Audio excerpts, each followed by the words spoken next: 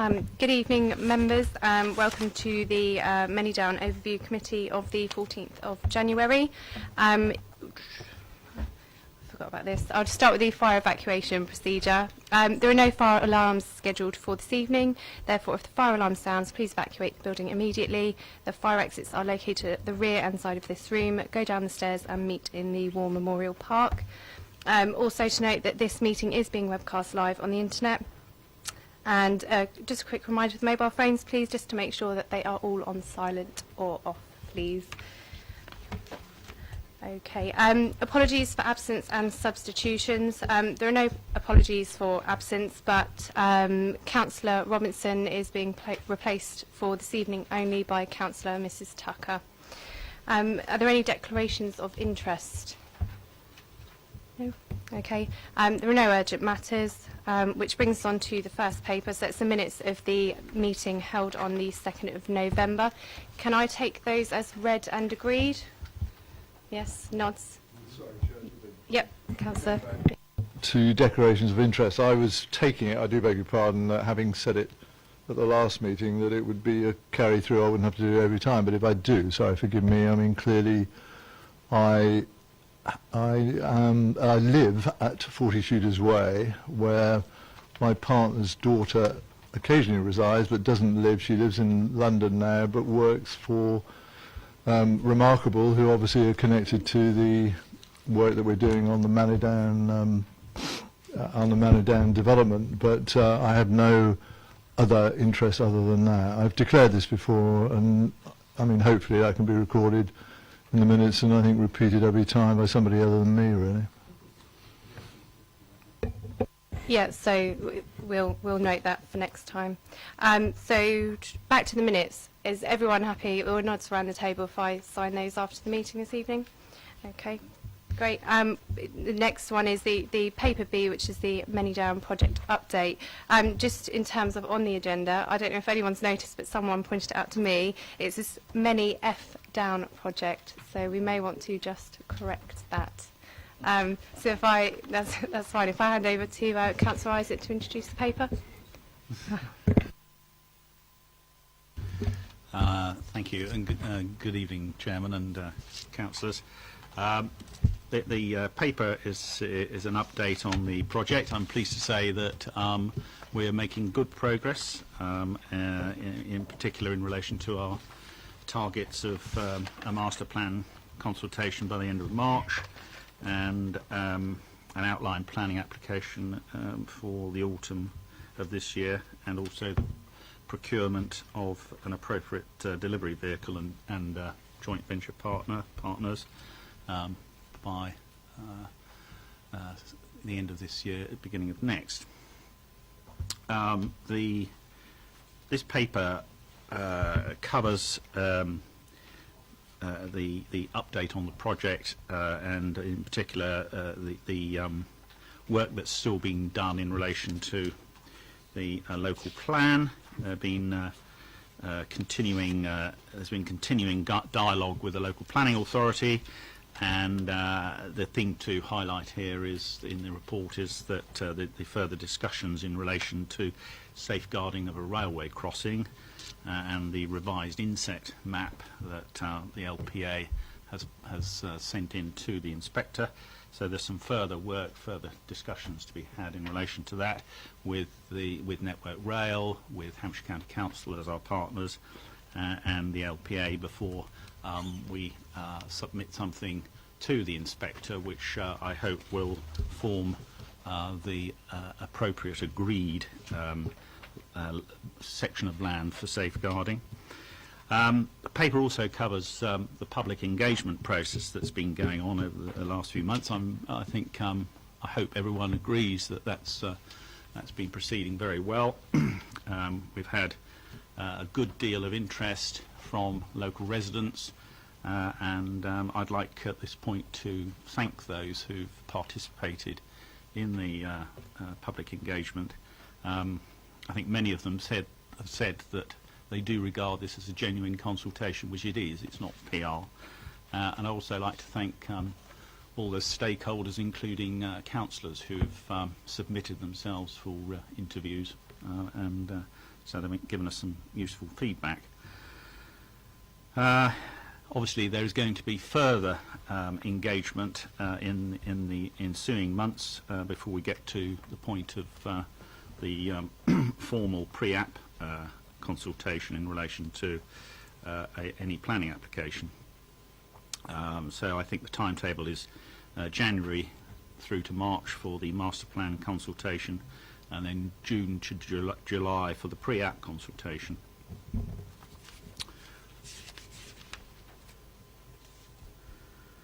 Also covered in the paper are the initial strategic options report that's been prepared by Tibbalds.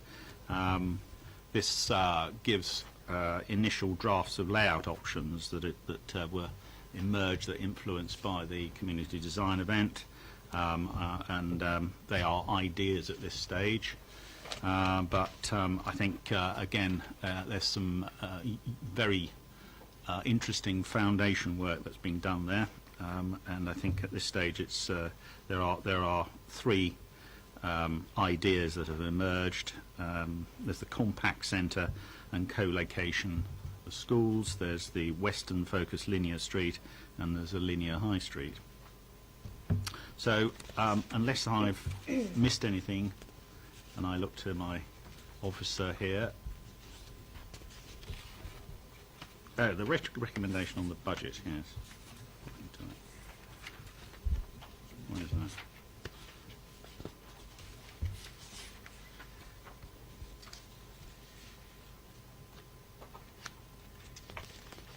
That does it.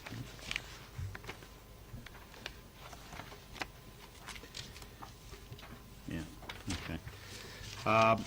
The other aspect to mention is the other financial implications, and that's that we're seeking various budget approvals and amendments that are covered in the report, and if there are any questions of detail on those, that we can discuss those, and we can answer any questions on those. But that is at this stage all I need to say on that paper. Thank you, and I'm sure members will have noticed, but we do have Hilary here this evening from Tibbalds. Are there any, we'll open it up straight away with questions, so are there any questions on the Manydown update paper? If I start with Councillor Golding, she caught my eye first. Before I come to Hilary, if I could just one for John and Richard. I think, as you mentioned, we look as though we're moving towards having to select a delivery vehicle and a joint venture partnership, and clearly we're expecting the outline business case to come back here in March and then to MEC. Beyond that, I'm not clear what the process is. What is the process for finalising the delivery vehicle, for choosing the partners, and particularly what councillor involvement is there in the choice of the partners? I'm just wondering, Councillor Golding, would it be possible to take it under paper D? Yes, absolutely fine. Can I do some questions for Hilary then? It's quite straightforward, but simple questions. As you may be aware, all the publicity up until very recently, whenever we were in the Gazette, there was this beautiful picture drawing of a big square with shops on either sides and parking and trees and things. That seems to disappear. Am I right in thinking that the only option that would possibly allow for that is 2? Because I had the actual amounts on your options that were shown as hatched for the centres were much smaller than that had been. So the sort of, I'm just trying to see whether that's just the difference of presentation, or whether we're now thinking less in terms of this big sort of formal square thing, rectangle it was rather than a square, but it was always called a square. Yeah, that is a good question. Essentially, all of these have some form of fairly large-scale centre. Yeah. One of them is focused around having a square that is very much like the one that was in that previous drawing, but the others have things that aren't actually necessarily that different. So some of them where it's a bit longer and thinner, it might be more of a high street model. Another one where it might be slightly more of a compact square. But all of them are capable of achieving something that isn't very dissimilar from that.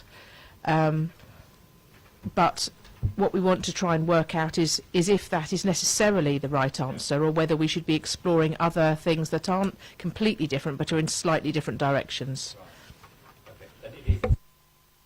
Second one that's most consistent with that, I think. Yeah, I assume that's right. Right. Yeah. The other thing about the diagrams, I mean, the principles make quite a play about local employment. There doesn't seem to be anything in your diagrams about employment other than retail and schools. So why aren't we designating some employment areas, or do we just mean shops and schools? I think in the centre, in the main centres, there's an amount of space which is bigger than the shops and the schools would be, and one of the things that we need to work out is what form of employment. I think what we understand the brief for employment to be is not designated employment land in the way that you have land just for that purpose, as in elsewhere in the borough. I think we're talking about smaller scale employment that might be mixed in with housing, the sort you might have more in sort of market town centres rather than anything of a big scale, but that's the brief that we're developing and working to. So it's not that we're excluding it, it's just we haven't been explicit about how it might be included. That's so sort of no little workshops or anything like that as far as we know. Final point, which is more of an observation, but you probably hear this every time. I can't remember whether you were at the Haymarket feedback. You'll have noticed that about half the questions were on roads, all from people I don't know, but that is the biggest challenge, I think, for this, is the character of that road through the middle, because if you're going to achieve the ambition of taking some of the pressure off Roman Road, you're going to have something that's an attractive through route as well as attractive for the people living alongside it. And I frankly don't quite see, there's an awful lot of words here, and that'll obviously be one of the big bits of the discussion coming forward. I think it may be very difficult to achieve the objective of making it attractive enough to divert traffic from Roman Road, unless you make Roman Road really unattractive, and then you'll either generate a very bad name for Manydown, or people will all head through Winklebury Way and places. Or it is, I think, a big challenge, and as I said, feel free to comment if you want to, but it just needs saying at every occasion. It is indeed one of the biggest challenges. Will be getting the balance between character and capacity of that road, and it's something that the team is working on. Our intention is to come back with information that will be part of the consultation in February and March, talking about how other places deal with capacity and character being achieved at the same time. It's not impossible, but it is going to be something that's going to have to be held on very clearly as an idea quite tightly in order to make sure it's delivered and not lost. That idea of it doing both of those things. Sorry, just Councillor Richards, I saw your hand move. Were you indicating to speak or ask a question? I wasn't sure. I saw you both at the same time. No, I wasn't actually indicating to speak. Although I have some comments, but they're more or less along the same lines as Councillor Golding. Okay. I mean, I wanted to emphasise the traffic situation. Certainly, I was present at the design event thing, and for a short time on the Saturday and again on the Sunday, and everyone I spoke to, that was one of the very major concerns is traffic and how it feeds off the A339 and so on. And another one also concerned with traffic is actually parking. And I see there's talk in this of sort of 1.5 parking spaces per residence and things like that. And all I can tell you is that from what I see in Tadley, is that 2 spaces for many houses is actually not enough, because husband and wife have a car, and young Jimmy, who's just going out to work, also has a car, and his sister has a motorbike or something. And I think during the design event, I did get into a conversation with someone who was talking about putting about putting some underground parking. Have you come across that? Maybe it was just it may have been a resident that was talking to me. Why don't you do this? I think that's perhaps how it came up. But that seemed to me a fairly sensible idea, having lived for many years in Switzerland, where that's exactly what they do. I know it is a little more expensive, but it is an option that perhaps needs to be considered. Thank you. Thank you. Councillor Mrs Tucker, and then I've got you, Councillor Potter, as well. first. Yes. Sorry, I've made a few notes, and I'm not sure whether they're all relevant for this or for when, but if I could make... I mean, I was obviously going to bring up traffic. I live and come in from the west, so I know what it's like now. So what it's going to be like with this development, and also our hope for the expansion of the leisure park. We've got to remember that all that's going to come under the bridge and around as well. So can we remember that? With regard to shops and things, I just made a few notes on here. Sort of, we never seem to have control of the kind of things that go in them, like how many betting shops are we going to have, how many off licenses, and how many takeaways. Who's going to control that side of things? Because they'll come up because people will see it as an opportunity to make money, and I don't know who's going to control that one. That's one thing. In one of the layouts, you have changed the schools to two of the senior secondary schools, haven't you, as well as to the other? I mean, did the county know that you're thinking about that, or they do? Right, okay. Are they happy with it? Oh, you're still talking. You really don't have an answer to some of these questions. No, but I just thought I'd raise that one. How does a rapid BRT, bus rapid transport thing, how does that work? If you can explain to me, and would that be able to connect with the leisure park and into the centre of the town? Yep. Shall I go? Are there other questions? Just the first question about the kind of shops and how that will be controlled. That's clearly something that we need to think about, both as a planning process, whether planning wish to control that, and quite often there is a limitation, for example, on hot food takeaways that planning might wish to impose on development. But there's clearly going to be a whole management strategy that's going to need to be developed for how the town centre or the local centre will work. On the bus link, that's something that the team are looking at, but it would obviously, in order to work, it would need to be direct, and the routes that look most likely would go via or near the leisure park if it's something that can be achieved. So indeed, the leisure park is right in the middle of where you want to get from and to. So we talk quite happily about the country park.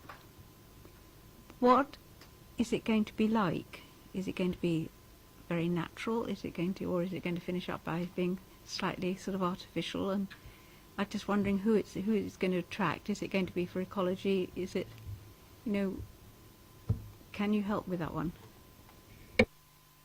And that's very much part of the reason we want to sort of engage with people about different forms of country parks, both prior to and during the master plan consultation in February, March. So, yeah.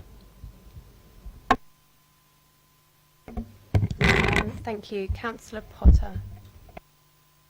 Chair, I just wanted, if I could, to just find out really, in terms of our proposed programme of hopefully submitting, the outline planning application in autumn 2016. I mean, as we know, outline planning applications take many forms, and I just wondered where we hope to be by that time and what level of detail we might want to submit, and whether tactically exactly what form we want that to be in. I know this is a joint process, obviously, with Hampshire County Council in that regard. I mean, they can vary from my words, but nearly a line on a drawing, showing the outline of the site, through to nearly something which equates nearly with a detailed planning application. There are all sorts of variations in between, but in terms of our approach to this, as at that time, with all the master planning stuff that's coming in between, where do we hope to be in terms of the style of outline we'll be putting in? Do we have a view on that? Do we have an idea on that at all, please? Yes, I think what's important about this site, because of its scale, require to have an environmental impact assessment, and that places a whole range of requirements on the application, and therefore we'll have to set out in a certain amount of detail what we would call the parameters for the development, which will be the broad location of uses and the scale and quantum of development, and as a minimum we'll need to do that in order to be able to test for the environmental impact assessment. And then it's likely there'll be further information that will be tell you more about the character and form of development, but that is in a sense sort of less fixed as part of the outline, but it's important that we have an idea about what this can be. One of the other things we need to bear in mind is this will be developed over a very long time period relatively compared to lots of sites, and we need to think about flexibility as well as being sure what can be delivered. So we're working to try and balance all of those different factors and make sure that there is some things that are very clear about what will happen and other areas where we can allow for change in the future. So there will be a certain level of detail, but we do need to be aware about future flexibility. Thank you. Councillor Harvey.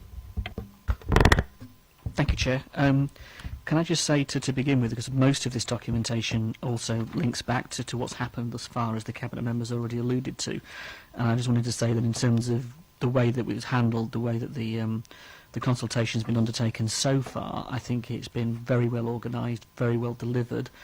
It's raised an absolute ton of issues that have come out and fallen out of it, and obviously dealing with them is going to be the interesting point, is it not? Some of the comments better than others. Having sat through the presentation at the Haymarket, it was an interesting evening to say the least with what was being said, but it's important to listen nonetheless, even if it's not the things I said what I said. In terms of that, the positive stuff that's in here I think is impressive, and I know what you said about the PR job, but the presentation of it, to be honest with you, is good, and a lot of the lines in here I am interested in exploring at a future point, but not now, Chair. If I could just reference in the report on page 12 of 162, just ask the Cabinet member really, a bit of housekeeping, nothing more than this. Just in terms of the budget, is it the intention going forward to keep a separate revenue reserve or capital reserve for the Manydown project rather than rolling it in with other headings? Will it stand alone in the budget as being something to look to in the future? Yeah, I think that's my understanding, yes. Thank you. In terms of the employment bit, again, just going through the document, Chair, one of the things that was interesting was where it was being thought of and the relationship that it would have in the different scenarios to the housing, the residential, the street around it and so on, and whether that lends itself to conversations around, non-traditional employment, not simply being retail and public sector, but also talking about where the health bit fits in that, where does, for example, the arts and cultural employment aspects fit in that might well work with the smaller units that you're talking about. I think is something interesting. It doesn't have to be normal employment in the context of sitting in a residential area and designating employment zones. So that's an interesting point to explore, and would like to see some more detail on that at the right time. I think there are elements in each of these that have got strengths. So I guess the question as well is how do you, and it's a difficult task, pick out the bits. How do you decide, and what process, I guess, is you're going to go through in each of the scenarios and all the evidence you've got to pick out the bits you want to then fit into the master plan? How are you going to go through that process? Because actually each of them are quite distinct, but they've also each of them got pretty good strengths. And that decision-making process, I think, is interesting just to understand. In terms of the connecting roads bit, that's fine. I understand the points that's been made about roads that run through, but I'm also interested in the relationship between the roads, the pedestrians, the people who are going to live on Manydown, and whether we're talking about the relationship in a way of speed of traffic, how we deal with that in Hampshire highways that is very prescriptive. Here is the Hampshire Highways policy that may not fit with the aspiration we have necessarily for this development. For example, 20-mile-an-hour zones. Is that something we're talking about? Yeah, that is something I would encourage and be very interested in seeing, particularly on a high street setting, where you're talking about a movement, perhaps an interaction of people. Where does that fit in this? And finally, on the school strategy, which I think is very important to this, because of the implications of creating new schools and what that means to the county, I would be very interested to understand in some detail, either offline or at another point as relevant, whether or not county is serious about creating new schools, or what the implications of them not being are then for that piece of land as part of this proposal. If they decide not to go ahead with it, that presents a huge area of open space that would then need to be considered in a very different way.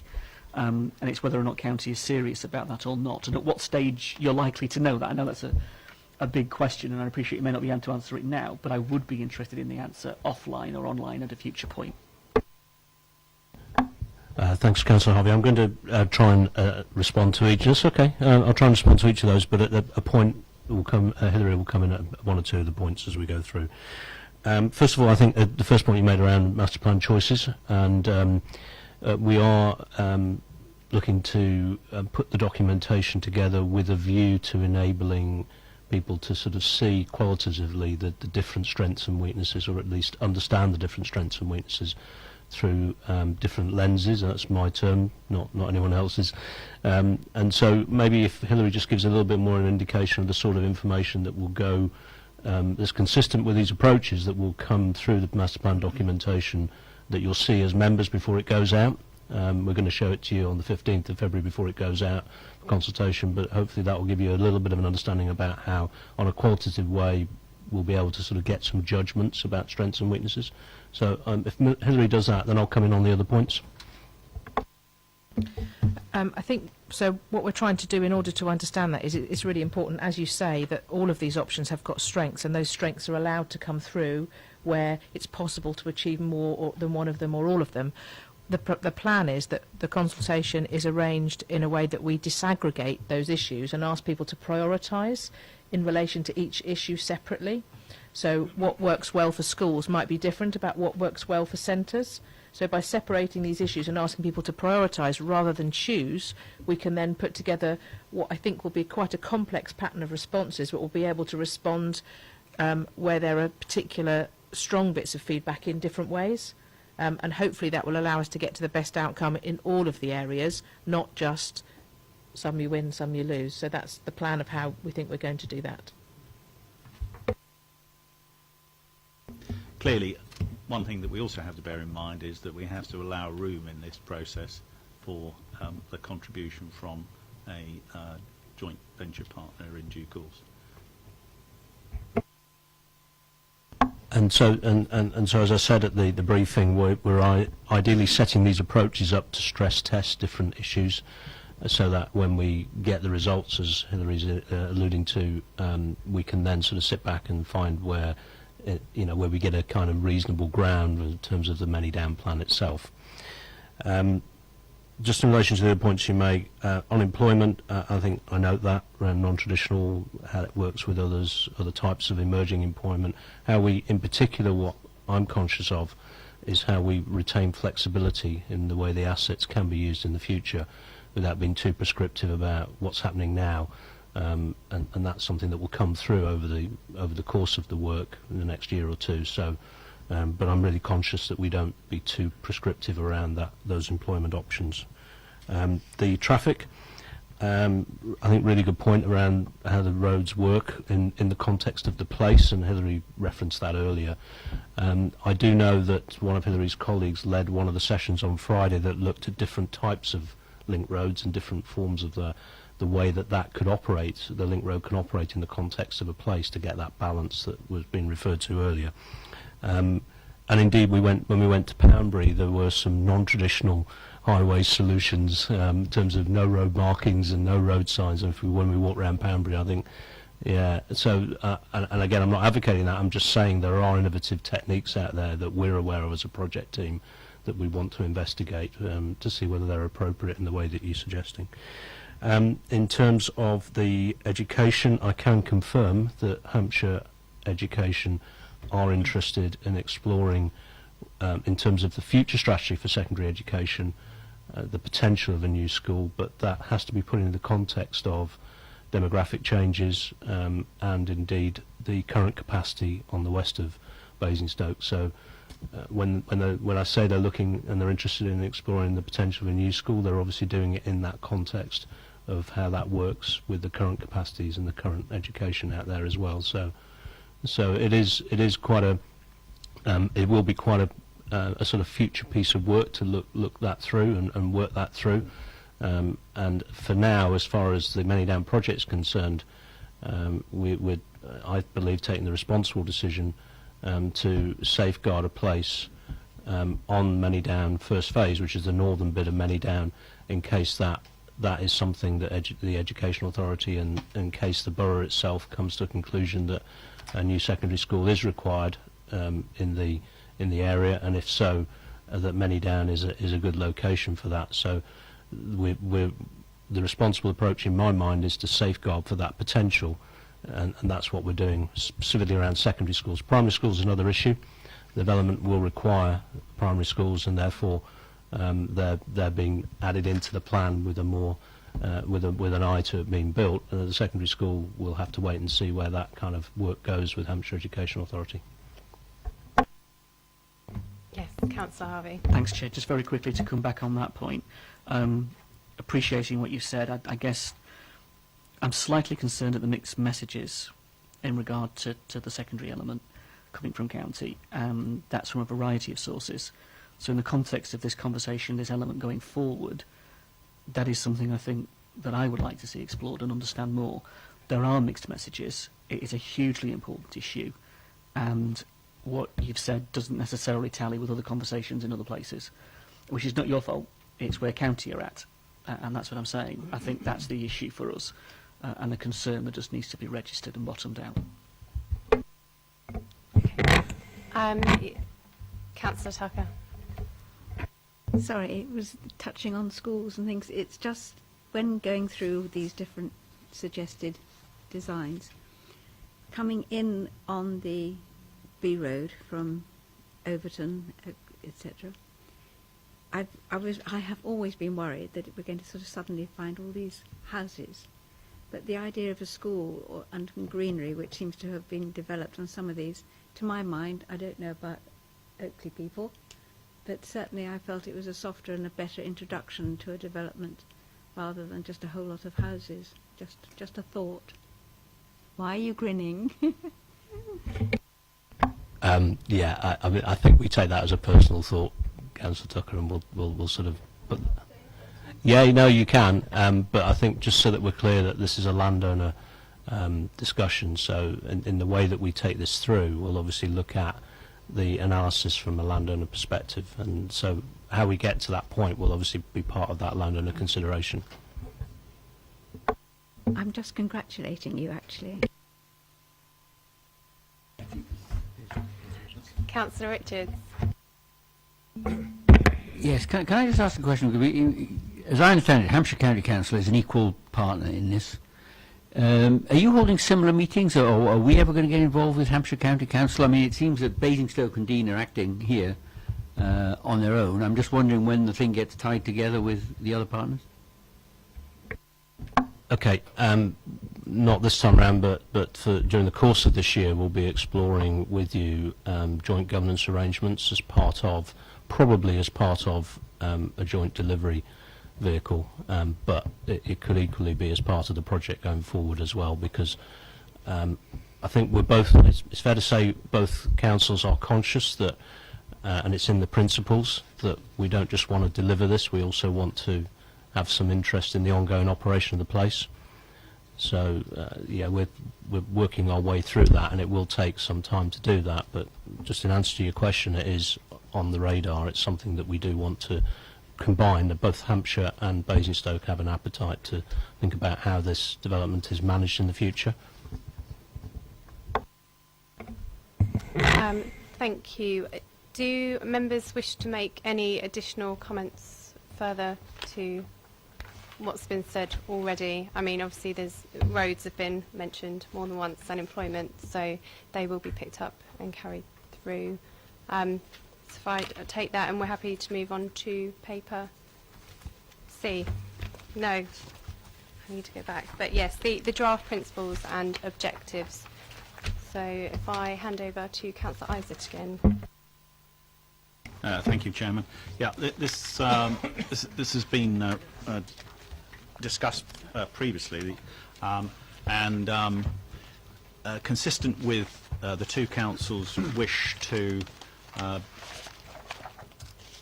maintain involvement and act as long-term custodians of Manydown, it's appropriate, I think, that to agree some principles that we would expect to be able to trace through the development as it emerges.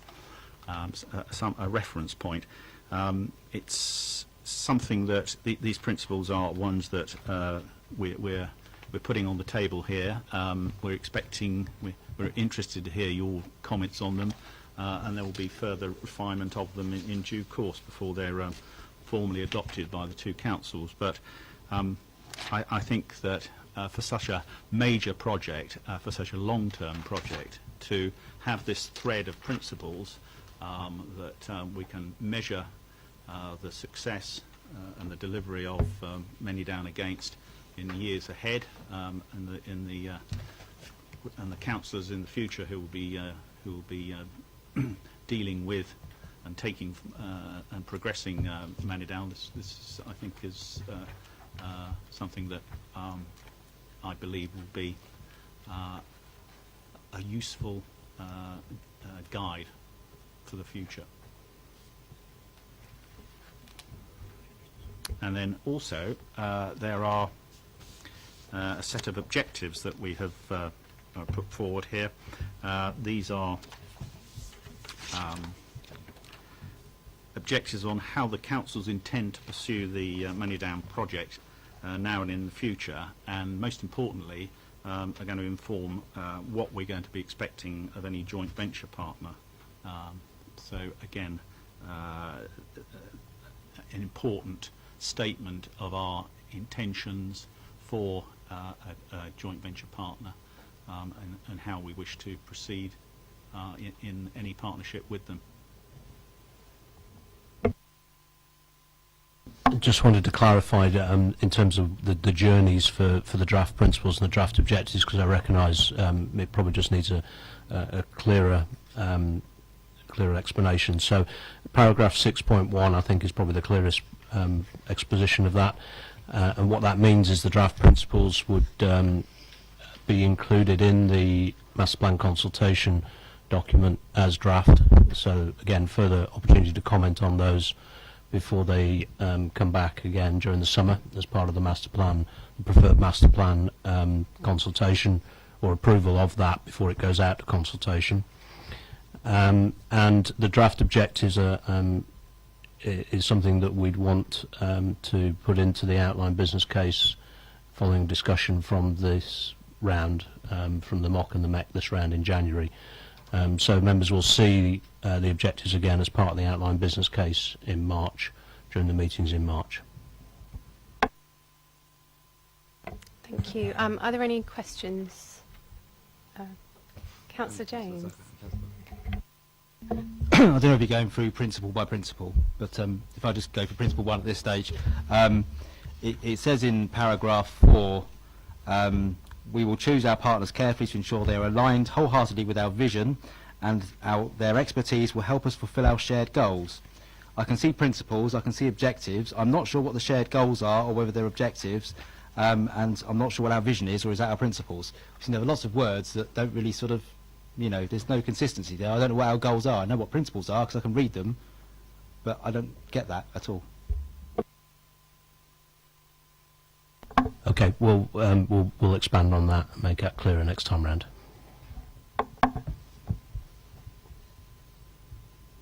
Councillor Tucker.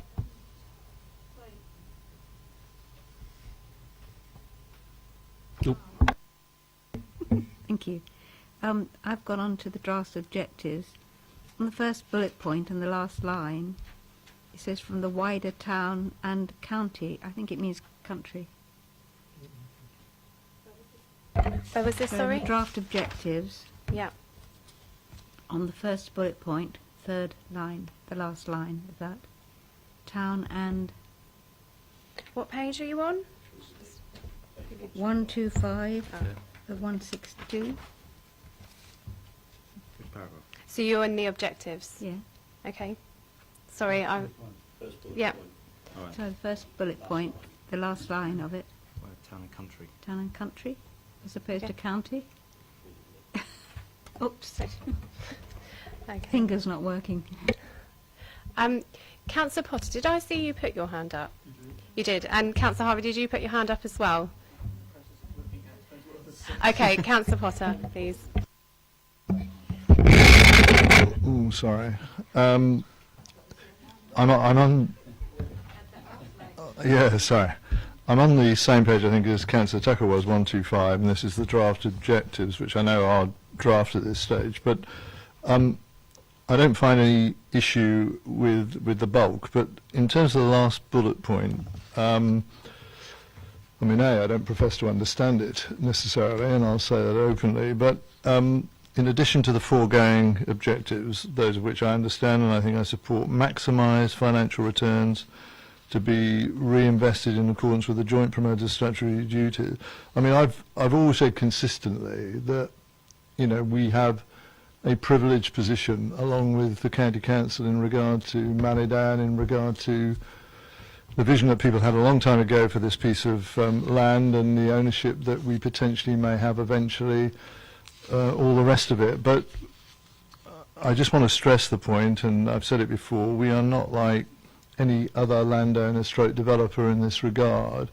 And when it comes to the maximisation of the financial returns that we may get from this, I want to be very careful about what we say, how we will use those, because always I've wanted to think that we had some aims and objectives for Manydown which will not just benefit Manydown but the much wider community, and we will have an approach to this which isn't, and I don't find profit to be a dirty word, by the way, but isn't just profit orientated. And I really, you know, to be frank, I mean, it's a long sentence anyway, isn't it? But I don't quite understand some elements of it, but I just want philosophically for us to understand that we have some responsibilities here to benefit the people of Basingstoke in a way from this development over a long period, and it's not just about making money and the council then being able to reinvest that elsewhere. There are lots of good things we can do with it, I think, including, dare I say it, building affordable and hopefully some social housing somewhere else, all of those things, and that necessarily won't come from maximising profits and reinvesting in some of the capital and revenue returns which are talked about here. I don't quite understand what this bullet point's meant to mean. Sorry, who's going to take it? Both of Councillor Isaac.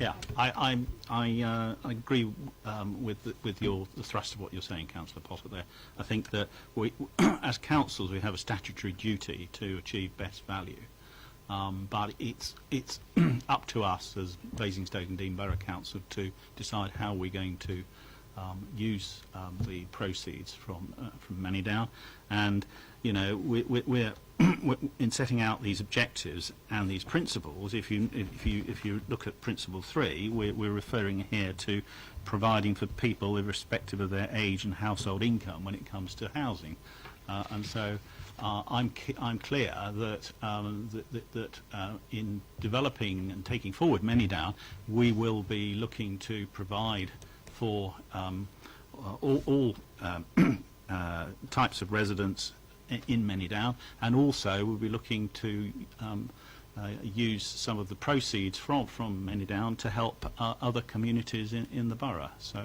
if that sort of reassures you on that point, that we as administration are with you on that, then that's all for the good. Sorry, I mean, I'll leave it in this position. Sorry, I do beg your pardon. But I mean, a lot more discussion on this in due course anyway, really. But in terms, I mean, these are only, dare I say it, draft objectives. I guess these are subject to further refinement and understanding and discussions with our partners here. I don't know, Hampshire County have seen these thus far, have they? Sorry, okay. But, and we'll talk later in another section about other partners that we may be associated with and what their approach to all of this may be as well. I think Councillor Isaac said a minute ago when we were talking about some of the things that we're predicting, there are other people with other views that are going to come into this discussion in due course who may have a slightly different perspective if they're going to be investors in this process. So let's come back to this in due course anyway. Thank you. Sorry, I am mindful Richard wanted to add to what John said, so if I just allow him. Something that might, as Councillor Isaac said around being able to use some of the proceeds for statutory duties of Basingstoke across the borough, it also mentions potentially to directly reinvest in the Manydown project, and I just wanted to reference your point about affordable housing. And so, you know, getting the proceeds, the profits, the returns, to be able to then reinvest in affordable housing on Manydown is partly why that's written in that way. Thank you. Councillor Tucker, yeah. Sorry, when I read this, I didn't have a dictionary with me. Can you explain exactly what typologies is on the second bullet point? There's wide range of housing, tenures, prices, typologies and styles to suit all pockets. Very simply, it does just mean types, and it's just a jargon word that we shouldn't use, but we do, I'm afraid. It means a bit, it's a sort of housing, it just really does mean different types of housing. Yeah. Councillor James and then Councillor Harvey. I can't get the names out this evening. I'm very sorry. It's relating to Councillor Potter's point, these are draft objectives that will become objectives. Our objective is to deliver 40% affordable housing.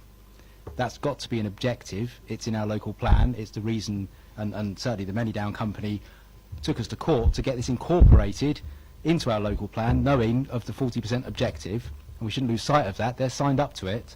They wouldn't take us to court if they weren't. So the 40% affordable must be an objective, not a vague line of aspirations including affordable. It's got to be, that's an objective. I accept there might be problems on the way, but that's got to be an objective. The profit, because you spoke about, oh, you know, part of it down here, it's got, oh, yes, we make money, we'll plough that back into affordable. That's the wrong way round. The objective is to deliver 40% affordable. If we end up with money at the end of it, great, happy days, but the objective is 40% affordable. That should be in there as objective. Any profits afterwards aren't an objective. We're not aiming to make money, to be nice, but we're not aiming to. It's not an objective, and that's what we've got to get a partner to sign up to. Otherwise, this 40% affordable will just drift in time. I just wanted to point you back to the second bullet point, Councillor James, and that bullet point should be read in conjunction with the last bullet point and the point that I've made about the last bullet point. So I'll take you through the second bullet point first, and I'll explain how the two are connected.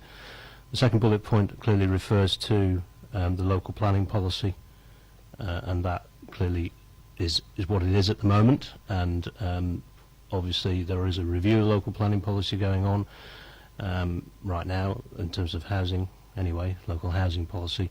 In addition to that, these objectives have got to stand the test of time. So they could change either way. They could change up or down. They could change in terms of the way that the local housing policy is defined over time as well. So the way that we use these objectives to talk to partners has to reference the ability of being policy compliant, which is generally the point you're making. I'm not precluding the second point in what I said earlier at all. I'm just saying in the last bullet point that potentially a way of achieving affordable housing is by reinvesting proceeds. So the two are connected, the two bullet points are interrelated. I get they're interrelated. What I don't understand is an objective. You don't state the outcome you're looking for, which is 40% minimum affordable housing. That's what we're looking for. That's the objective. How we deliver that, there are various ways of doing that, and part of that will be the proceeds from the sale of other pieces of land, and how we progress this, that we ploughed in to achieve that 40%. The objective is to deliver 40%. Now, the planning policy may change over time, other policies may change over time. This is a long-term commitment, and we're signed up to delivering 40% affordable minimum on Manydown. That's not going to change. It might go up, but it's not going to go down. So the objective is to deliver 40%. I don't think the objective is how we deliver it. That comes in later plans. But the objective has to be to deliver 40%, and it should say explicitly, so there's no wriggle room for later on partners to say, oh, we can't do that. You know, they're signing up to 40% before we start. As far as I'm concerned, Councillor James, it does say that. It says that in paragraph in section 2 there, it says that it's in accordance with ongoing local planning and housing policies. So that's how I read it. It says on mine, including 40% affordable, so wrote it in. If you could write it in on yours, then we'll be happy. You go home. Fine. It might be 50% in Well, minimum 40. in 2 years' time. Yeah, so so let's not curtail things. Councillor Harvey. Thank you, Chair.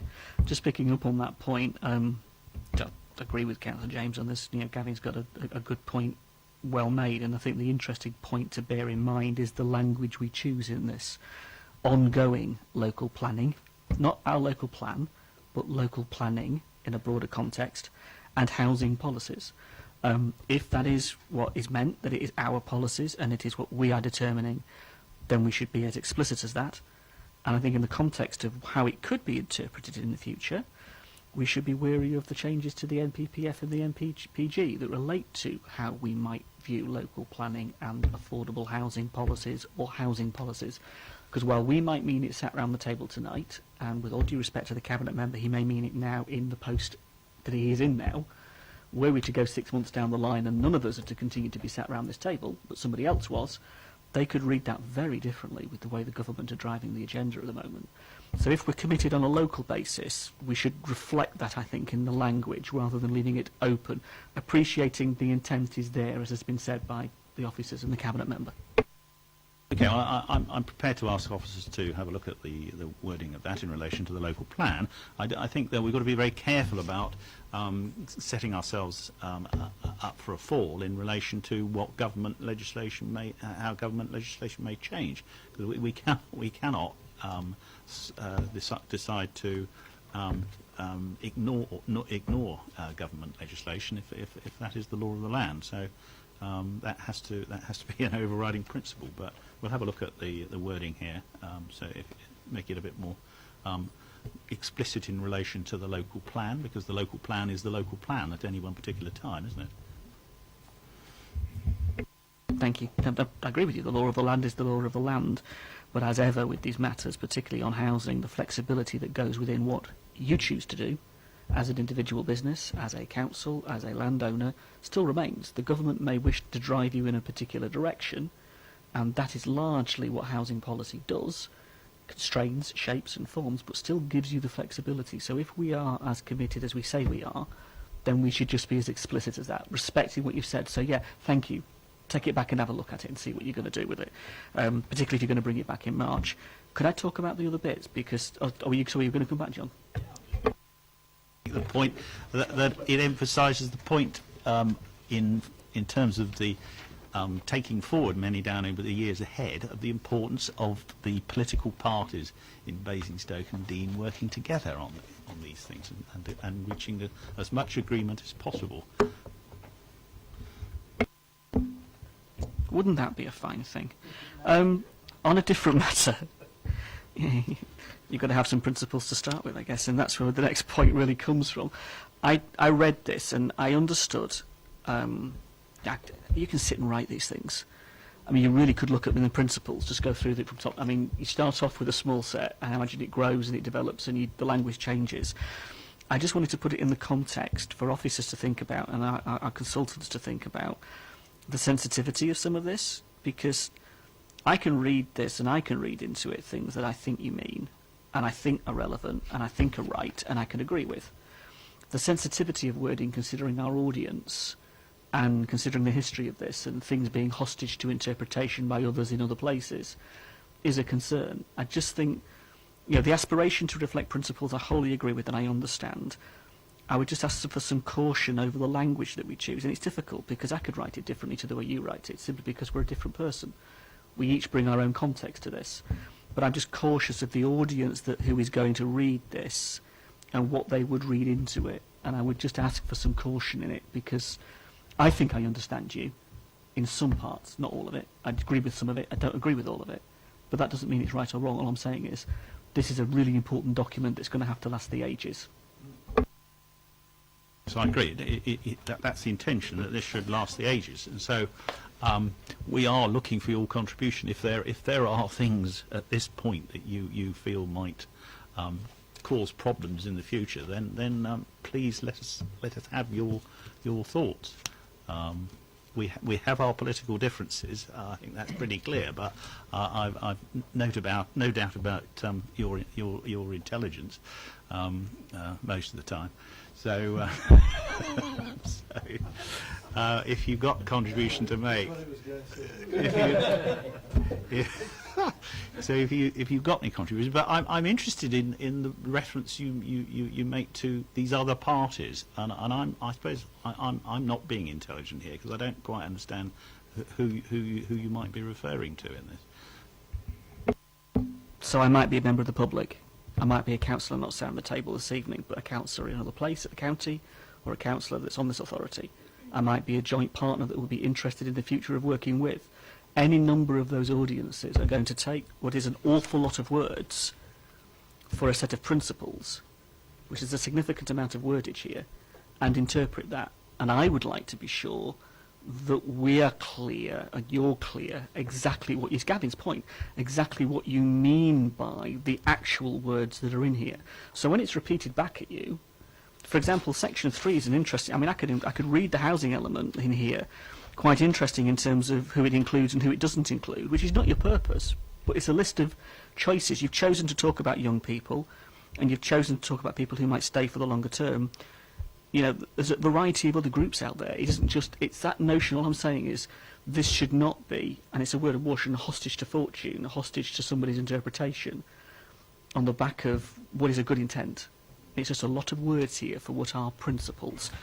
I mean, it's just food for thought, that's all. Just commentary. I'll leave it at that.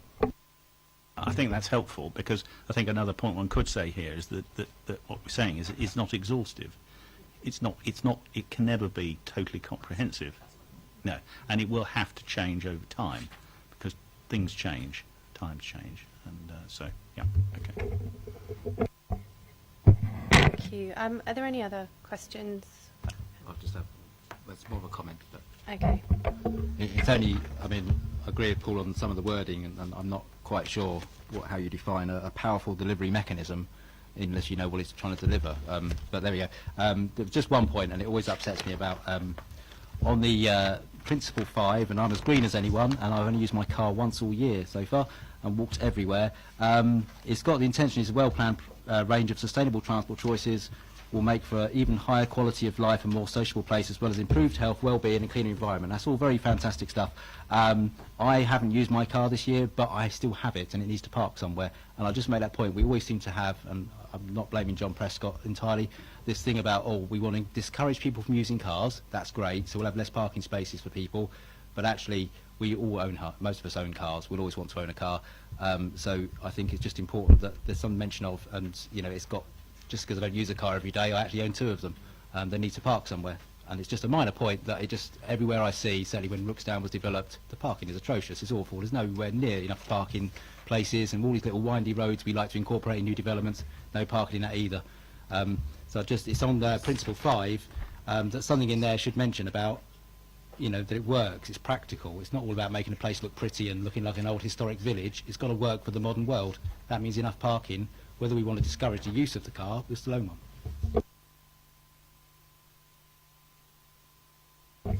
Thank you. Are there any other comments that anyone wishes to add? Richard, would you just be able to clarify, in terms of the draft principles and draft objectives, what will happen from here? The format in which they'll come back. Do members have any other opportunity to perhaps adjust anything? Sure, slightly different for each. So first of all, in terms of the draft principles, we'll include some revisions on that. I think we've picked up quite a few comments tonight, and we'll put the revised version of the draft principles, subject to the MEC's approval of those thoughts and those thinking, into the master plan documentation. So everyone will have a chance through that master plan consultation to comment on the principles, the revised version of the principles.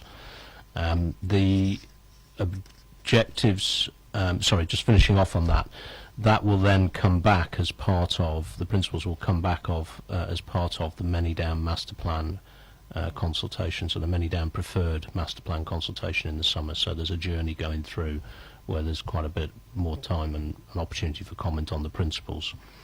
The objectives slightly different in the sense that taking them through here into MEC and then into the outline business case, which will come back to MOC and MEC in March, and then will be those objectives will be our objectives as part of the procurement process from April onwards if they're approved through the MEC process in March. So there's probably only one more opportunity to comment, and that will be March, when we'll then need them approved in March to be able to then use them as part of the procurement process. Thank you. So I guess just for members to be mindful, particularly on the objectives for March. In terms of comments, I've picked up on the language, particularly with the principals, to take them away and have a look. Councillor Golden, yes. Wasn't really my point, but I thought someone else was going to mention it. At the top of page 121, if Richard's happy to look at the detailed wording, question whether best brains is the best phrase or whether you could find something like expertise or something, you know. Thank you. Yeah, sorry, I must put my hand. I'd circled that particularly, and we had a discussion. I didn't like the word brains whatsoever. And there are, as you go through, there are the odd spelling / grammar mistakes which may need to be picked out as well. Well, I'd really welcome if you're prepared to share your graphics and your circles and things and your typos, and I'd welcome seeing them. Can I maybe suggest then, any small omissions / errors, just drop you an email, perhaps, if that's okay? Or, yep, fine, great. So if we can move on to paper D now. Members will obviously be aware that we've got some pink papers before us this evening. So how I plan to take it is introduction to the paper. We'll have any questions, comments on the white paper, and then if members wish, which I imagine they will do, we'll go into private session for the pink papers. So if I could hand over to Councillor Isaac. Yes, this paper it covers the joint venture option delivery route, and it deals with an analysis of the various JV options available to Basingstoke and Hampshire County Council as joint landowners of Manydown. It also provides a proposed evaluation criteria for assessing the potential delivery routes, and what we're recommending in this report is that further work in particular is taken in relation to the strategic master developer JV option, so that a full comparison and analysis can be made with the other JV options and be presented to this committee as part of the outline business case in March 2016.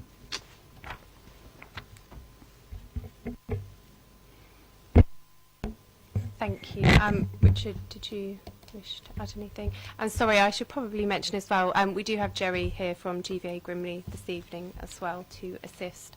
Are there any questions on the white paper? Councillor Golding. I'm not sure whether it's the white paper or the pink paper, but I would repeat my question at the beginning. What comes after March? Once we've done the OBC, who's going to make the decision on the delivery vehicle? Who's going to decide who the partners are, and in particular, what councillor involvement will there be in that process? Okay, we'll include more of the specific narrative in the March paper, but the principle is not too dissimilar to the process that Council's been through, as I understand it, because it was before my time around projects like Basingview. In that, what we'd be looking for in March is, based on the paper, the outline business case, which would contain objectives, revised objectives in line with discussions we've had, and what we would call some parameters. So say, for instance, if the outline business case says, well, actually something around option 4, the strategic master developer partner, would have some parameters around that would be part of that documentation for discussion in March at MOC and then after approval by the MEC. Those particular things would then provide the basis of the procurement documentation that would go out, and we're due to flesh this out more for consideration in March, but it's likely that there'll be at least 2 stages. In other words, there'd be a stage of shortlisting and a stage of then selection. And at least at both of those stages, there'll be recommendations from me as the principal officer to the MEC, and therefore it would go through MOC to go to the MEC in terms of scrutiny through that process. Can I just go back to myself quickly? I mean, I didn't have any involvement in the Basing View one. I do remember the procurement process for last time we re-let the management of the Aquadrome and places like that, and councillors were involved in the meetings with the people who were tendering and were part of the decision process as to which tender we accepted. So are you saying that will happen this time or won't happen, or we haven't decided? We still need to do some more work on it, and so it's probably best that we talk about that in March. But the high level intention is what I've just described this evening. Thank you. Are there any other questions? Councillor Harvey. Just on that point, I think the difference in some of the other procurement processes has been where councillors have been part of the assessment but not part of the decision, and that's been purely an executive matter. And that's a difference, and I think something worth exploring in terms of how far members perhaps should be involved in this, considering the scale of it and what we're talking about. So yeah, welcome that coming back, but just food for thought as to who actually winds up choosing the JV partner and the consequences of that for us as an organisation. I think that's the point well made. We carry forward to March. Are there any other questions on the white paper? Any comments that anybody wishes to make? No. So, do members wish to go into private session? Yes. Okay.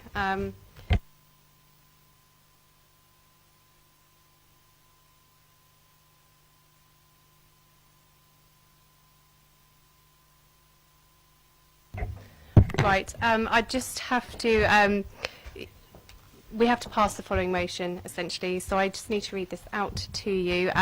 That pursuant to Section 100A4 of the Local Government Act 1972, the public be excluded from the remainder of the meeting on the ground that the public interest in maintaining the exemption outweighs the public interest in disclosing it, and therefore the exempt information is likely to be disclosed as defined in the appropriate paragraph of Schedule 12A of the Act.